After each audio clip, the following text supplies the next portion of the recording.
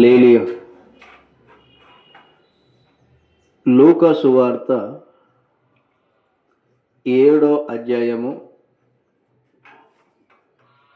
1వ వచనం.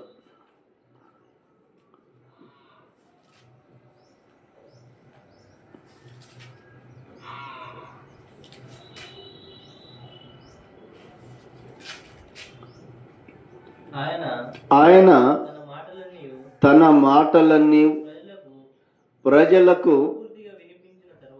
సంపూర్తిగా వినిపించిన తర్వాత ఆయన కపెర్నహూములోనికి వచ్చెను. ఒక శతాధిపతికి ప్రియుడైన దాసుడు ఒకడు ఉండెను. ఆయన చావ సిద్ధమై ఉండెను. దేవునికి స్తోత్రం కలుగును గాక. హల్లెలూయా. చూడండి, ఎవరు శతాధిపతి అంటే 100 మంది సైనికుల పైన అధిపతి. ఈ అధిపతికి, ఈ శతాధిపతికి ఒక దాసుడు ఉన్నాడు. ఆ దాసుడు ఆరోగ్యంగా లేడు. ఆ దాసుడు హుషారుగా లేడు, ఉత్సాహంగా లేడు. కానీ ఆయన దాసుడు ఎలా ఉన్నాడట? చావ సిద్ధమై ఉన్నాడు. దేవునికి స్తోత్రం కలుగును గాక. చూడండి, ఆయన తన మాటలన్నీ ప్రజలకు సంపూర్తిగా వినిపించిన తర్వాత, హల్లెలూయా, ఏ మాట ప్రజలకు వినిపించి ఉంటాడు ఆయన? ఏ మాటను ప్రజలకు ఆయన చెప్పి ఉంటాడు అంటే, హల్లెలూయా, నేను చెప్పు ప్రకారం, నా మాటల ప్రకారం నడవక ప్రభువా ప్రభువా అని పిలుచుట ఎందుకు? దేవునికి స్తోత్రం కలుగును గాక. హల్లెలూయా. చాలామంది ఈ రోజుల్లో దేవుని నమ్ముకున్న తర్వాత దేవుని మాట ప్రకారం నడవక, దేవుని మాటను వినక, ఆయన సన్మార్గములో నడవక, పరిశుద్ధతను పొందుకొనక, హల్లెలూయా, చాలామంది రోజుల్లో అంటున్న మాటలు ఏమిటంటే ప్రభువా ప్రభువా ప్రభువా. హల్లెలూయా. చూడండి, మత్తయి సువార్త 7:21 కూడా దేవుడు అంటున్న మాటలు ఏమిటంటే, ప్రభువా ప్రభువా అని నన్ను పిలుచు ప్రతివాడు పరలోక రాజ్యంలో చేరడు. కానీ పరలోక రాజ్యములో చేరాలి, పరలోక రాజ్యాన్ని సొంతం చేసుకోవాలి, స్వతంత్రించుకోవాలి అంటే తండ్రి చిత్తాన్ని మనం ఏం చేయాలట? నెరవేర్చే వారిగా ఉండాలట. హల్లెలూయా.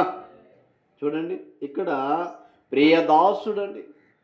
ఆ శతాధిపతికి ఆ దాసుడు అంటే చాలా ప్రేమ, ఇష్టం. హల్లెలూయా.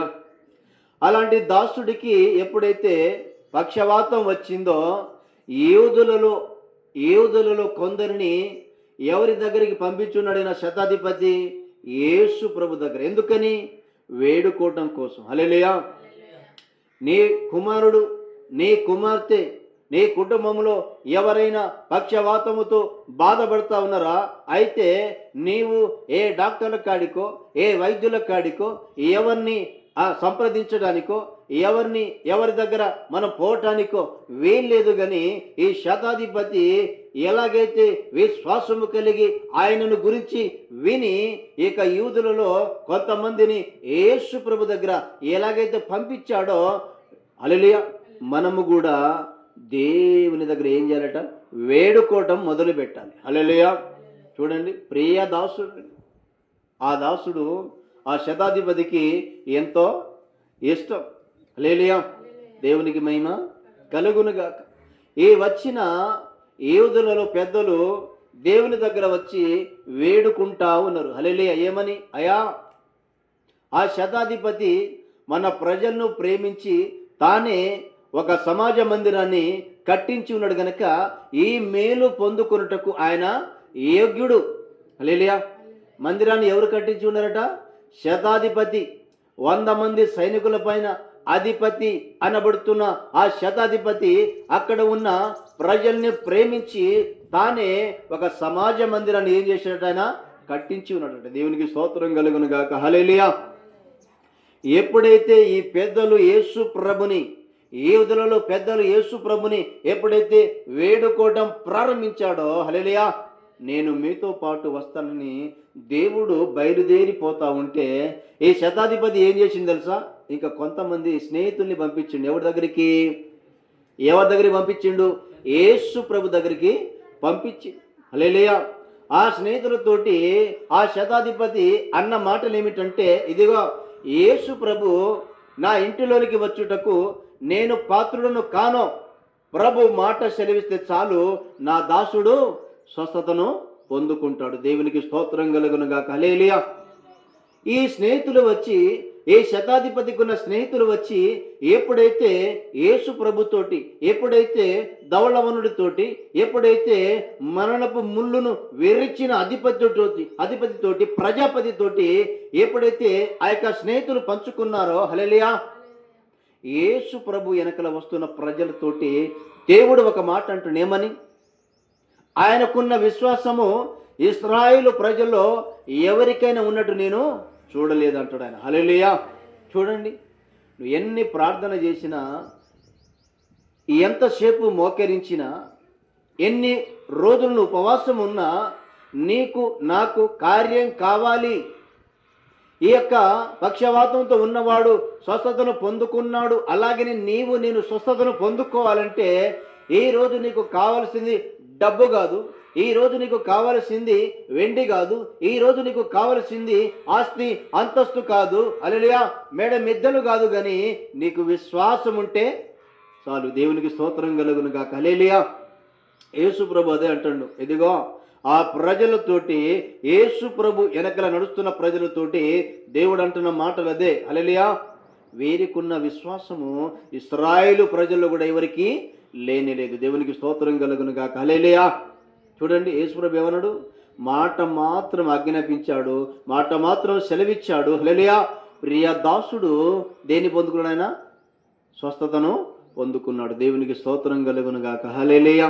చూడండి, నీవు నేను పక్షవాతము నుండి, లేకపోతే నీ కుటుంబంలో ఎవరు ఉన్నా, నీ బంధువులు ఎవరున్నా, నీ స్నేహితుల్లో ఎవరు ఉన్నా కూడా, హల్లెలూయా, వారికి రావి గింజంత విశ్వాసం ఉంటే, హల్లెలూయా, వారు స్వస్థతను ఖచ్చితంగా పొందుకుంటారు. దేవునికి స్తోత్రం కలుగును గాక. హల్లెలూయా.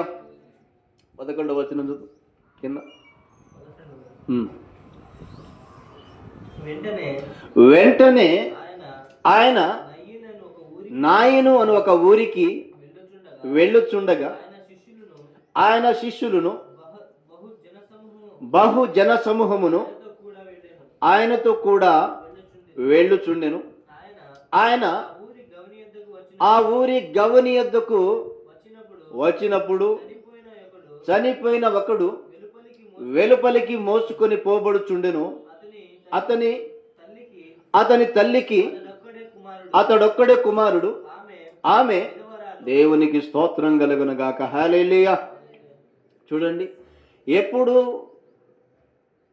ఈ యొక్క ప్రియదాసుని దేవుడు స్వస్థపరిచిన తర్వాత 2 రోజులకు, 2 వారాలకు, 2 గంటలకు కాదు, కానీ అక్కడ ఆ యొక్క ప్రియదాసుడు ఎప్పుడైతే దేవుని నామములు స్వస్థతను పొందుకున్నాడో వెంటనే ప్రభు ఎక్కడికి పోయినట? నాయను అనే ఊరికి పోయినట. దేవునికి స్తోత్రం కలుగును గాక. హల్లెలూయా. యేసు ప్రభు శిష్యులు బహు జనాసమూహము ఆ ఊరి పొలిమర వద్దకు, ఆ ఊరి గవని వద్దకు ఎప్పుడైతే యేసు ప్రభు పోవటం ప్రారంభించాడో, హల్లెలూయా, ఒకడు చనిపోయి ఉండి బట్టలో చుట్టి వాడిని పాతి పెడదామని వెలుపలికి తీసుకొని వస్తా ఉన్నారట. హల్లెలూయా. ఏమండి, కోన ప్రాణంతో ఉన్నాడా? ఇక 2 గంటల్లో ప్రాణం బొద్ది అనే సిచ్యువేషన్లో ఆయన ఉన్నాడా? లేదు, కానీ ఆల్మోస్ట్ ఆయన చనిపోయి ఉన్నాడు.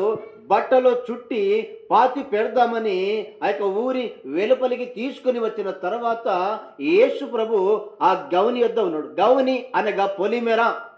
హల్లెలూయా. అయితే యేసు ప్రభు ఎప్పుడైతే వారి యొక్క తల్లిని చూడటం ప్రారంభించాడో ఆ తల్లి పైన దేవుడు ఏం పడ్డాడండి? కనికరపడ్డాడట. దేవునికి స్తోత్రం కలుగును గాక. హల్లెలూయా. ఏం పడ్డాడు? కనికరపడ్డాడు. ఒక్కడే కుమారుడు, తండ్రి లేడు. వారి యొక్క తల్లి విధవరాలు. ఆ తల్లి ఎప్పుడైతే కన్నీళ్లు గార్చడం, ఆ తల్లి ఎప్పుడైతే ఏడవటం, ఆ తల్లి ఎప్పుడైతే దుఃఖించటం, నీ ప్రభు, నా ప్రభు, మన దేవుడు మొదటివాడు, కడపటివాడు, ఉన్నవాడు, అనువాడు ఎప్పుడైతే ఆ తల్లిని చూడటం ప్రారంభించాడో, హల్లెలూయా, ఆ తల్లి మీద కనికరపడ్డాడట. దేవునికి స్తోత్రం కలుగునుగాక. హల్లెలూయా. మోసుకొని పోతా ఉన్నారు, పాడిని మోసుకొని పోతా ఉన్నారు.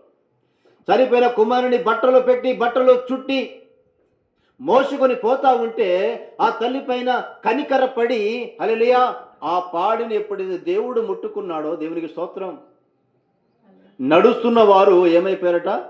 ఆగిపోయారు, నిలిచిపోయారు. దేవునికి స్తోత్రం కలుగునుగాక. హల్లెలూయా. నిలిచిపోయిన తర్వాత ప్రభు అంటున్న మాటలు ఏమిటంటే, చిన్నవాడా లేచి నిలువు. దేవునికి స్తోత్రం కలుగునుగాక. హల్లెలూయా. రోజు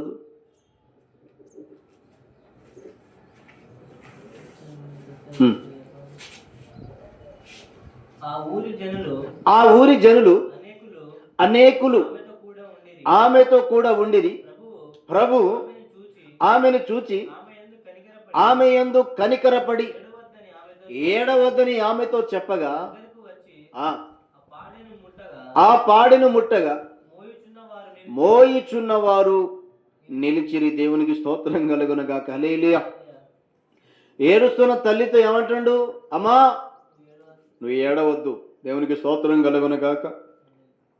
ఈ రోజుల్లో కుమారుని స్థితి బాగోలేక ఏడుస్తా ఉన్నావేమో, కుమార్తె స్థితి బాగోలేక ఏడుస్తా ఉన్నావేమో.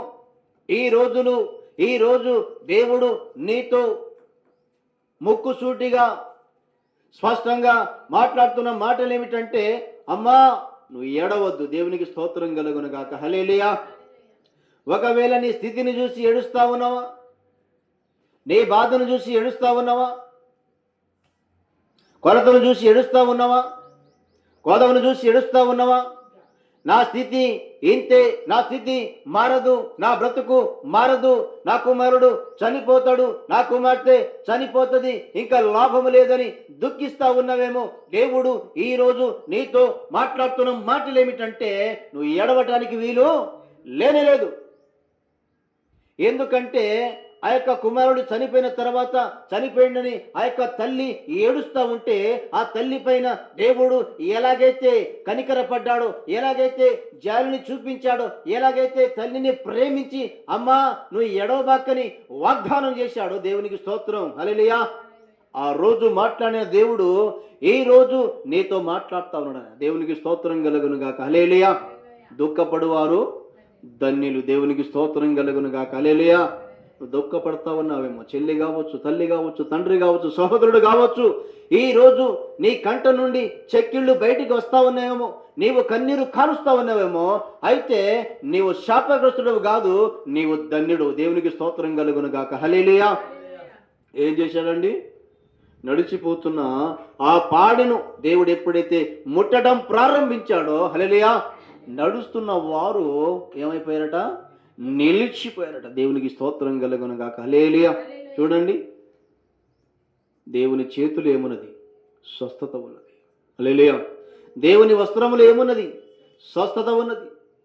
దేవుని ఉమ్ములో ఏమున్నది? స్వస్థత ఉన్నది. దేవునికి స్తోత్రం కలుగునుగాక. హల్లెలూయా. చూడండి, మార్కు సువార్త 5:31 కూడా దేవుడు అంటున్న మాటలు ఏమిటంటే, కుమారి నీ విశ్వాసమే నిన్ను స్వస్థపరిచెను. హల్లెలూయా. సమాధానము గలదానవై ఇంటికి వెళ్ళిపో, నీ బాధ నివారణమైనదని ఆ యొక్క స్త్రీతో చెప్పగా, దేవునికి స్తోత్రం కలుగునుగాక. హల్లెలూయా. ఎవరా స్త్రీ? 12 ఏళ్ల నుండి రక్తస్రావం కలిగిన స్త్రీ. ఈ స్త్రీ అనేక వైద్యుని సంప్రదించింది, అనేక హాస్పిటల్ తిరిగింది. ఆమె దగ్గర ఉన్న మొత్తము వ్యయపరుచుకొని ఖర్చు చేసుకున్న తర్వాత ఏ మాత్రమునో ప్రయోజనము లేక మరింత సంకటన పడిన. దేవునికి స్తోత్రం కలుగునుగాక. ఎన్ని రోజుల నుండి? 4380 రోజుల నుంచి ఈ స్త్రీ బాధపడతా ఉన్నది. హల్లెలూయా. ప్రతిరోజు బ్లీడింగ్ అవుతా ఉన్నది, ప్రతిరోజు రక్తస్రావం జరుగుతూ ఉన్నది. డబ్బు పెట్టింది, డబ్బు ఖర్చు చేసింది, వైద్యుడిని సంప్రదించింది, అనేక మెడిసిన్ వాడి ఉంటుంది, అనేక డాక్టర్ల దగ్గర పోయి ఉంటుంది, ఎక్కడ కూడా ఈ స్త్రీ బాగుపడలేదు. కానీ ఈ స్త్రీ ఎవరిని గురించి విన్నదట? యేసు ప్రభు గురించి వినటం ప్రారంభించింది. దేవునికి స్తోత్రం. ఈరోజు వింటున్న తల్లి, వింటున్న తండ్రి, వింటున్న సహోదరుడా, వింటున్న బంధువు కావచ్చు, వింటున్న స్నేహితుడు కావచ్చు, హల్లెలూయా, నీవు దేవుని మాటను వింటే బాగుపడతావు. దేవునికి స్తోత్రం కలుగును గాక. హల్లెలూయా. చూడండి, ఈ స్త్రీ ఏం చేసిందండి? యేసు ప్రభు దగ్గర డైరెక్ట్గా పోలేమా, ఆయనను గురించి ఏం చేసిందేమే? వినటం ప్రారంభించిందట. హల్లెలూయా. వినుట వలన ఏం పెరుగుద్దండి? విశ్వాసము పెరుగుద్ది. హల్లెలూయా. ఏం వినాలా? సినిమా స్టోరీయో, సీరియల్ స్టోరీయో, చెడు మాటల స్టోరీయో నువ్వు వినటానికి వీల్లేదు. కానీ జీవం కలిగిన దేవుని మాటను నీ ఎప్పుడైతే వినటం ప్రారంభిస్తావో, హల్లెలూయా, నీకు విశ్వాసము కలుగుద్ది. దేవునికి స్తోత్రం. ఆస్తులు కలగదు, అంతస్తు కలగదు, మెడమిద్దలు కలగదు, హల్లెలూయా. నల్లగుంటే తెలుపుని అందం కలగదు, కానీ నీకు విశ్వాసం మాత్రం ఖచ్చితంగా కలుగుద్ది. దేవునికి స్తోత్రం కలుగును గాక. హల్లెలూయా. చూడండి, ఎప్పుడైతే యేసు ప్రభుని గురించి వినడం ప్రారంభించిందో, హల్లెలూయా, యేసు ప్రభు నిలబడి ఉంటే యేసు ప్రభు ఈ వెనకాల పోయి ఆమె ఏం చేసిందంట? వస్త్రపు చెంగు మాత్రం ముట్టిందంట. దేవునికి స్తోత్రం కలుగును గాక. హల్లెలూయా. చూడండి, ఎలా ముట్టింది ఆమె? విశ్వాసముతోటి ముట్టింది. దేనికంటే ముందు యేసయ్య గురించి విన్నదామే. హల్లెలూయా. ఈయన దయ్యాన్ని వెళ్ళగొడతాడు, స్వస్థతలు చేస్తాడు, పక్షవాతంతో ఉన్న వాళ్ళకి నయం చేస్తూ ఉన్నాడు, జ్వరాన్ని తొలగిస్తూ ఉన్నాడు, అనేక అద్భుత కార్యాలు చేస్తూ ఉన్నాడు, 2000 దయ్యాన్ని వెళ్ళగొడతా ఉన్నాడు. ఆ విశ్వాసముతోటి ఈ యొక్క స్త్రీ ఎప్పుడైతే వినటం ప్రారంభించి యేసయ్య వస్త్రపు చెంగు ముట్టడం ప్రారంభించిందో, ఈమె రక్తధార గట్టిపోయింది. హల్లెలూయా. ఏమి ముట్టుకున్న తర్వాత యేసు ప్రభుకు తెలిసిపోయింది. ఎవరికి? యేసు ప్రభుకి తెలిసిపోయింది. తెలిసిపోయిన తర్వాత యేసు ప్రభులో నుండి ఒక శక్తి బయటకు వచ్చిందట. హల్లెలూయా. మహిమ బయటకు వచ్చింది. ఆ శక్తి ఎప్పుడైతే బయటికి రావటం యేసు ప్రభు గమనించాడో, అక్కడ పేతురుని, ప్రియ శిష్యుడు అయిన పేతురుని దేవుడు అడగటం మొదలు పెడతాడు. హల్లెలూయా. పేతురు, నన్నెవరో ముట్టారయ్యా. హల్లెలూయా. పేతురు, నన్నెవరో ముట్టారు పేతురు అంటే, హల్లెలూయా, పేతురు అంటున్న మాటలు ఏమిటి తెలుసా? అయ్యా, నీ చుట్టూ ఇంతమంది ఉన్నారు కదా, నన్ను ముట్టిన దేవురని అడుగుతున్నావా అని పేతురు యేసు ప్రభుతోటి మాట్లాడితే, లేదు పేతురు, నన్నెవరో తాకారు, నన్నెవరో ముట్టారు. నాలో నుండి శక్తి బయటకు వచ్చింది. దేవునికి స్తోత్రం. హల్లెలూయా. ముట్టిన స్త్రీ విన్న తర్వాత గజ వణుక్కుంటూ యేసు ప్రభు దగ్గర వచ్చి జరిగిన సంగతులన్నిటినీ యేసు ప్రభుకి ఏం చేసిందామే? వివరించడం మొదలుపెట్టింది. దేవునికి స్తోత్రం కలుగును గాక. హల్లెలూయా. దేవుడు నీ పట్ల కార్యం చేస్తే, నీ కుటుంబం పట్ల కార్యం చేస్తే, మనము కూడా దాన్ని దాచుకొనక నలుగురికి మనం సాక్ష్యము రూపంలో ప్రకటించే వారిగా ఉండాలి. హల్లెలూయా. చాలామంది దేవుడు ఎంత అద్భుత కార్యాలు చేసినా, ఎంత సూచక క్రియలు చేసినా దాన్ని దాచుకుంటారు, కానీ జీవం కలిగిన దేవుడు నా పట్ల కార్యం చేసిందని సాక్ష్యం మాత్రం చెప్పరు. దేవునికి స్తోత్రం కలుగును గాక. హల్లెలూయా. చూడండి, ఆయన మాటలన్నీ సంపూర్తిగా వినిపించిన తర్వాత, హల్లెలూయా, ఎక్కడికి వచ్చాడట? ఆయన కపెర్నహూము అనే గ్రామంలోనికి వచ్చాడు. అక్కడ శతాధిపతికి ప్రియదాసుడు పక్షవాయువుతో బాధపడతా ఉన్నాడు. మరణానికి సిద్ధముగా ఉన్నాడు. ఆయన మరణానికి దగ్గరకున్నాడు, మరణపు అంచుల్లో ఉన్నాడు. ఈ శతాధిపతి అక్కడ ఉన్న ప్రజల్ని ప్రేమించి తానే ఒక సమాజ మందిరాన్ని కట్టించి ఉన్నాడు గనక యోధులలో కొంతమంది పెద్దల్ని యేసు ప్రభు దగ్గరికి పంపించాడట. హల్లెలూయా. ఎవరి దగ్గరికి? యేసు ప్రభు దగ్గరికి పంపించాడు. వచ్చిన ఆ యొక్క పెద్దలు యేసు ప్రభుని బ్రతిలాడుతూ ఉన్నారట. అయ్యా, శతాధిపతి అయ్యా, 100 మంది సైనికుల పైన అధిపతి అయ్యా, తానే మన ప్రజలను ప్రేమించి తానే ఒక సమాజ మందిరాన్ని కట్టించాడయ్యా, ఈ మేలు పొందుకున్నట్టుకు ఆయన యోగ్యుడో అని ఎప్పుడైతే వచ్చిన యూదులు యేసు ప్రభుని వేడుకోవడం ప్రారంభించాడో, నేను కూడా మీతో పాటు వస్తా. హల్లెలూయా. నేను కూడా మీతో పాటు వస్తా. ప్రభు ఇంటి దగ్గరికి వచ్చినప్పుడు ఆ శతాధిపతి తన స్నేహితుల్ని పిలిచి, ఇదిగా యేసు ప్రభు నా ఇంటిలోనికి వచ్చుటకు నేను పాత్రుని కాదు. యేసు ప్రభు రావటానికి వీల్లేదు, కానీ ఆయన మాట మాత్రం సెలవిస్తే నా దాసుడు స్వస్థతను పొందుకుంటాడు. హల్లెలూయా. దేవుడు మాట ఇచ్చాడు, దేవుడు మాటను ఆజ్ఞాపించాడు. చావ సిద్ధమై ఉన్న ఆ యొక్క దాసుడు స్వస్థతను పొందుకున్నాడు. హల్లెలూయా. పక్షవాతంతో బాధపడుతూ ఉన్నవా? లేవలేని స్థితిలో ఉన్నావా? మంచంలో పడి ఉన్నావా? వింటున్న సహోదరి, ఈ యొక్క చూస్తున్న సహోదరుడు కావచ్చు, నీవు దేవుని ఆనుకుంటే, నీవు దేవుని పైన విశ్వాసం ఉంటే, రావి గింజంత విశ్వాసం నీలో ఉంటే, హల్లెలూయా, పక్షవాతంతో బాధపడుతున్నావు, నీవు ఈ రోజు ఆయన నామములో లేచి నడవగలుగుతావు. దేవునికి స్తోత్రం కలుగును గాక. హల్లెలూయా. విశ్వాసం ఉండాలండి. విశ్వాసం ఉంటే ఎట్టి కార్యమైన జరుగుద్ది. దేవునికి స్తోత్రం కలుగును గాక. హల్లెలూయా. తర్వాత వెంటనే నాయిను అనే పట్టణానికి దేవుడు వచ్చాడు. ఎక్కడి దాకా వచ్చాడు? ఆయన గౌని వద్దకు వచ్చాడు. ఎవరెవరితోటి? వెనకల శిష్యులు ఉన్నారు, ప్రజల సమూహం ఉన్నది.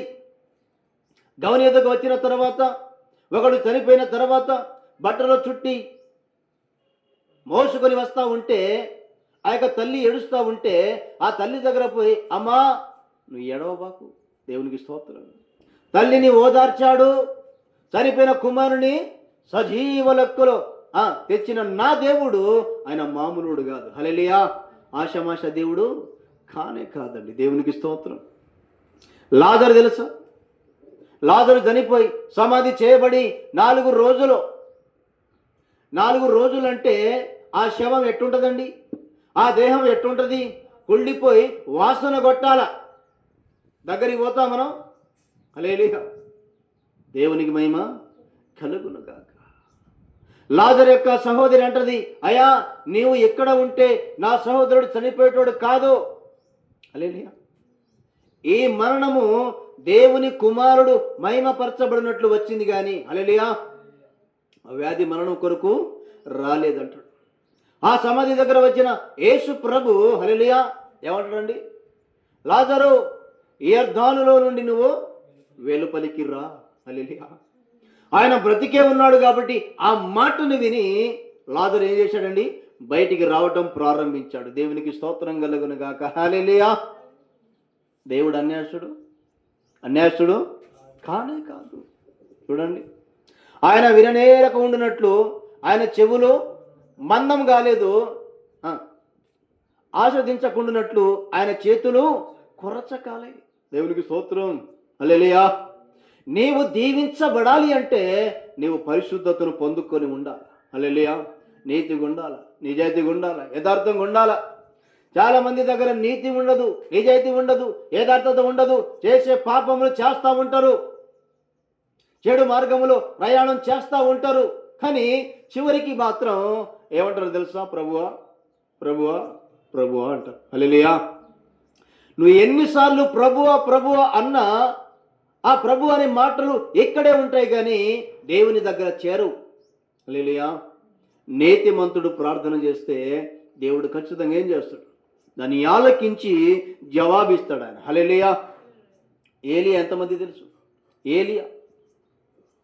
ఈ ఏలియా జనులందరి దగ్గరకు వచ్చి ఏమంటాడండి? ఒక మాట, మీరు ఎన్నాళ్ళ మట్టుకు 2 తలంపుల మధ్య తడబడుచుందురు.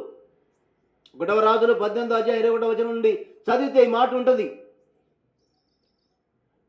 మీరు ఎన్ని రోజులు 2 తలంపుల మధ్య తడబడుచుందురు? యెహోవా దేవుడైతే యెహోవాను అనుసరించుడి, బయలు దేవుడైతే బయలు దేవతనకు అనుసరించుడి.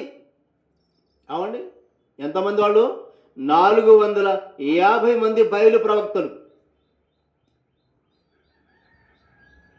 450 మంది మీరు ఉన్నారు గనక, మీరు అనేకులై ఉన్నారు గనక, మీరే ఒక ఎద్దుని కోరుకొని సిద్ధము చేసి తునకలు చేసి ముక్కలుగా మార్చి కట్టెల మీద ఉంచి అగ్ని ఏమి వేయకుండానే మీ దేవత పేరును బట్టి మీరు ప్రార్థన చేయండి. ఏ దేవుడు కట్టెలను తగలబెట్టి ప్రత్యుత్తరం ఇచ్చునో ఆయనే నిజమైన దేవుడు. దేవునికి స్తోత్రం. హల్లెలూయా. నిజమైన దేవుడు. 450 మంది పొద్దున మొదలుకొని మధ్యాహ్నం వరకు వారి యొక్క దేవత పేరుని బట్టి భయాలా, ఏం దేవతట, భయాలా మా ప్రార్థన వినము. గంట కాదు 2 గంటలు కాదండి, పొద్దున మొదలుకొని మధ్యాహ్నం వరకు వాళ్ళు గంతులు వేసుకుంటూ వారి యొక్క దేవత పేరుని బట్టి వాళ్ళు పిలుస్తారు, కానీ ప్రత్యుత్తరం ఇచ్చిన వాడు ఒకడు లేనే. తర్వాత ఏలియా ఆ బయలు ప్రవక్తల దగ్గర వచ్చి ఒక మాట అంటాడు. ఏమని? బాబు, ఆయన ధ్యానం చేస్తూ ఉన్నాడేమో, లేపవలసి ఉన్నదేమో, ప్రయాణం చేస్తూ ఉన్నాడేమో, ఆయన దేవుడై ఉన్నాడేమో, మీరు గట్టిగా కేకలు వేయండి అని ఏలియా ఆ యొక్క బయలు ప్రవక్తలతోటి అపహాస్యం చేసినప్పుడు హల్లెలూయా వారి దగ్గర ఉన్న కత్తి తీసుకొని వారి దేహాన్ని ఏం చేసుకుంటారు? వాళ్ళు చీరుకుంటారు, కోసుకుంటారు. ఎంత మట్టుకు? రక్తం కారు మట్టుకు. అప్పుడైనా వచ్చిండా? రా. హల్లెలూయా. తర్వాత ఈ ప్రవక్త అనే ఏలియా ఒక ఎద్దును కోరుకొని దాన్ని సిద్ధము చేసి దాని ముక్కలు చేసి తునకలు చేసి కట్టెల మీద ఉంచి మోకరించి ప్రార్థన చేస్తున్నాడు. అయ్యా, నీవు దేవుడై ఉన్నావని, నేను నీ దాసుడై ఉన్నానని, ఈ చుట్టూ చూస్తున్న ప్రజల నిమిత్తము ఆకాశము నుండి నీవు అగ్ని గంధకములను కురిపించు అని ఏలియా ఎప్పుడైతే ప్రార్థన చేయటం మొదలు పెడతాడో హల్లెలూయా విన్న యెహోవా దేవుడు ఏం చేస్తాడండి? ఆకాశము నుండి అగ్నిని కురిపించడం మొదలు పెడతాడు. దేవునికి స్తోత్రం కలుగును గాక. హల్లెలూయా. పశు మాంసాన్ని, రాళ్ళని, కట్టెలను ఏం చేస్తాడు? ఆయన దహించి వేస్తాడు. హల్లెలూయా. ఎప్పుడైతే అవి దహించిపోతాయో అక్కడ ఉన్న ప్రజలు అంటారు కదా, యెహోవాయే దేవుడు, యెహోవాయే దేవుడు. దేవునికి స్తోత్రం. హల్లెలూయా. యెరెమీయా గ్రంథం 10వ అధ్యాయం 1వ వచనములో దేవుడు అంటున్న మాటలు ఏమిటంటే, యెహోవాయే నిజమైన దేవుడు, ఆయనే జీవం కలిగిన దేవుడు, సదాకాలము ఆయనే రాజు, ఆయన ఉగ్రతకు భూమి కంపించును, ఆయన కోపాన్ని జనులు సహించలేరు. దేవునికి స్తోత్రం కలుగును గాక. హల్లెలూయా. ఆయన ఎంత శాంతమూర్త్యో అంత కోపం కూడా ఉంటుంది దేవుని దగ్గర. హల్లెలూయా. కాబట్టి ఈ అంత్య దినములలో నీవు నేను జ్ఞానం కలిగి ఉండాలి.